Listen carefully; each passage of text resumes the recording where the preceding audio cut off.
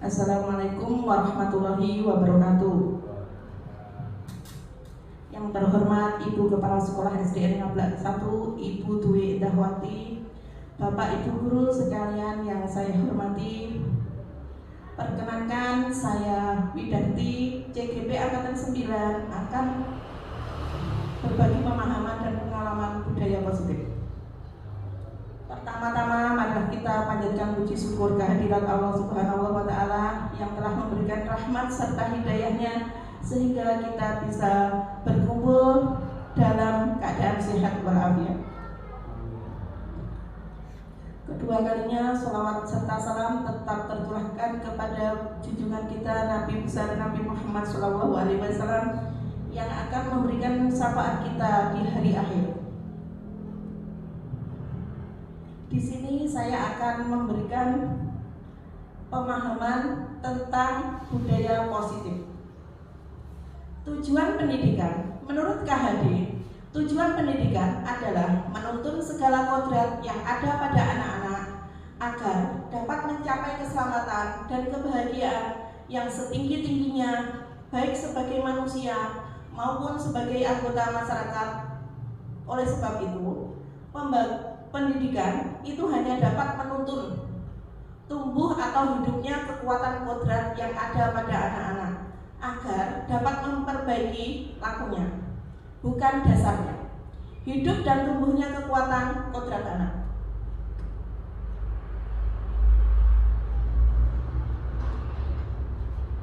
Bahwa menurut KHD bahwa kita sebagai pendidik, kita diibaratkan sebagai seorang petani yang memiliki peranan penting untuk menjadikan tanamannya tumbuh subur. Kita harus memastikan bahwa tanah tempat tumbuhnya tanaman adalah tanah yang cocok untuk ditanami. Menurut Ki Hajar Dewantoro, Ki Hajar Dewantoro juga menyatakan bahwa kita ambil contoh perbandingan dengan hidup tumbuh-tumbuhan seorang petani. Dalam hakikatnya sama kewajiban dengan seorang pendidik. Jadi kita sebagai pendidik itu kewajibannya sama seperti seorang petani yang menanam padi, misalnya hanya dapat menuntun tumbuhnya padi. Jadi kita sebagai seorang petani yang menanam padi tidak bisa untuk menuntun yang ditanam jagung. Ia dapat memperbaiki kondisi tanah, memelihara tanah padi, memberi pupuk dan air, membasmi ulat-ulat atau jamur-jamur yang mengganggu hidup tanaman padi dan lain sebagainya. Itu beda dengan tanaman jagung. Dasar-dasar pendidikan keluarga tahun 1 nomor 1234 November Desember 1936 Januari Februari 1937. Dari pernyataan KHD kita bisa ambil kesimpulan bahwa sekolah diibaratkan sebagai tanah, tempat bercocok tanam, sehingga guru harus mengusahakan sekolah jadi lingkungan yang menyenangkan, menjaga, dan melindungi murid dari hal-hal yang tidak baik. Dengan demikian, karakter murid tumbuh dengan baik. Sebagai contoh, murid yang tadinya malas menjadi semangat, bukan kebalikannya nih Bapak Ibu. Anak-anak yang semangat jadi ngokro. Jadi kita harus mengusahakan anak-anak yang malas menjadi semangat. Murid akan mampu menerima dan menyerap suatu pembelajaran bila lingkungan sekelilingnya terasa aman dan nyaman. Selama seseorang merasakan tekanan-tekanan dari lingkungan, maka proses pembelajaran akan sulit untuk terjadi. Dengan demikian, salah satu tanggung jawab seorang guru adalah bagaimana menciptakan suatu lingkungan yang positif, yang terdiri dari warga sekolah saling mendukung, saling belajar, saling bekerja, sehingga tercipta kebiasaan-kebiasaan baik. Dari kebiasaan baik itu akan tumbuh menjadi karakter-karakter baik warga sekolah.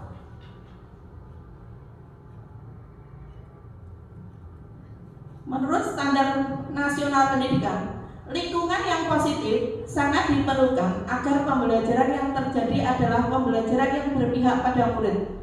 sebagaimana yang tertuang dalam standar proses pada Standar Nasional Pendidikan. Pasal 12 yaitu pelaksanaan pembelajaran sebagai dimaksud dalam pasal 10 ayat 2 huruf B diselenggarakan dalam suasana belajar yang interaktif, inspiratif, menyenangkan, menantang, memotivasi peserta didik untuk berpartisipasi aktif dan memberikan ruang yang cukup bagi prakarsa, kreatif, kemandirian sesuai dengan bakat, minat, dan perkembangan fisik serta psikologis peserta didik. Di sini kita akan membahas budaya positif. Budaya positif itu apa? Budaya positif di sekolah yaitu nilai dan kebiasaan di sekolah yang berpihak pada murid agar mereka dapat berkembang menjadi pribadi yang kritis, penuh hormat, dan bertanggung jawab sesuai dengan profil pelajar Pancasila. Konsep inti budaya positif yaitu perubahan paradigma belajar, disiplin positif, nilai-nilai kebajikan, kebutuhan dasar manusia, motivasi perilaku manusia, posisi kontrol guru, keyakinan kelas, dan segitiga restitusi. Coba kita sekarang permainan kepala tangan. Coba Anda mengepal tangan Anda, bahwa Anda menyimpan sesuatu yang sangat berharga di kepalan tangan, yang itu sangat berarti untuk kehidupan Anda. Dan lawan teman Anda itu mencoba dengan segala cara untuk membuka kepalan tangan Anda. Teman Anda boleh membujuk, merayu, misalkan gini, coba buka tangannya, saya ganti dengan emas 20 gram. Boleh apa enggak? Enggak. Tidak boleh. Saya ganti dengan satu mobil baru. Ya. Meskipun teman membujuk, mengintimidasi, memarahi, menggoda, menggelitik, bahkan menawari Anda uang agar bersedia membuka kepala tangan Anda, tapi Anda tetap bersikukuh untuk tetap menutup kepala tangan. Perubahan paradigma belajar menurut Dr. William Glasser dalam kontrol teori. Ilusi guru mengontrol murid. Ilusi bahwa semua penguatan positif, efektif, dan bermanfaat.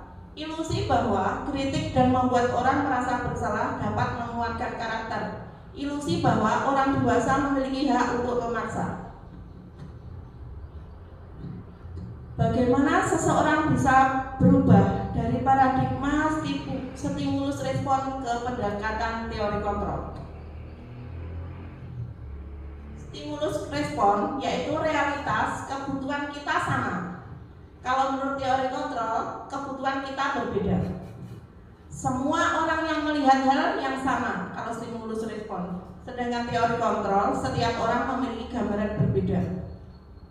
Menurut stimulus respon, kita mencoba mengubah orang agar berpandangan sama dengan kita. Tapi teori kontrol, kita berusaha memahami pandangan orang lain tentang dunia. Perilaku buruk dilihat sebagai suatu kesalahan. Untuk teori kontrol, semua perilaku memiliki tujuan yang sama. Stimulus respon, orang lain bisa mengontrol saya. Kalau teori kontrol, hanya Anda yang bisa mengontrol diri Anda.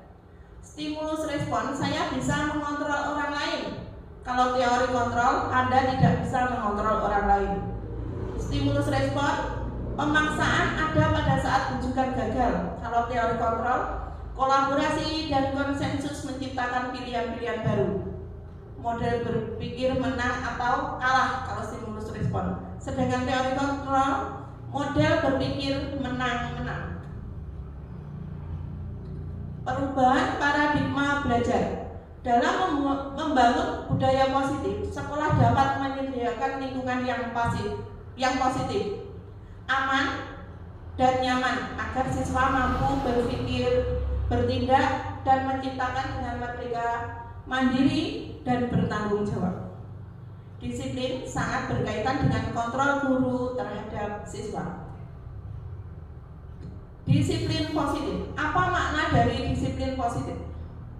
Berasal dari bahasa Latin disciplina, yang artinya belajar. Disiplin mengacu pada disiplin diri yang memiliki tanggung jawab terhadap apa yang dilakukan berdasarkan nilai-nilai yang diyakini.